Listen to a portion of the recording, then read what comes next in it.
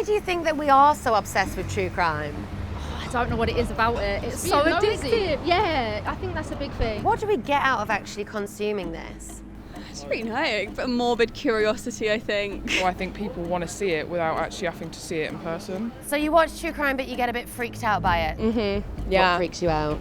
It's just like that it's happened, you know, it's not like a fictional story, you know, it's like quite real. That really scares me. Why do you think we are so obsessed with Jack the Ripper?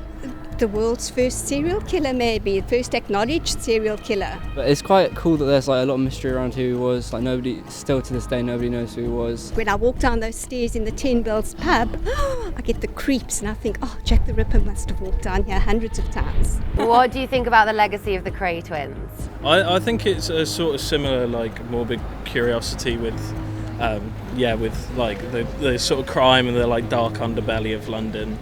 Our obsession with true crime, where do you think it really comes from? It being like just not acceptable, and like things that aren't acceptable always feel a little bit more interesting. I think it's more interesting to see how their mind works. Not to sound really deep, but it's like it's an exploration into the human mind, really, isn't it? It's sort of like, oh my God, there are people walking around who have actually done this, and we don't know, like you. Do you think much has changed over the years, or do you think we're consuming more true crime now than before?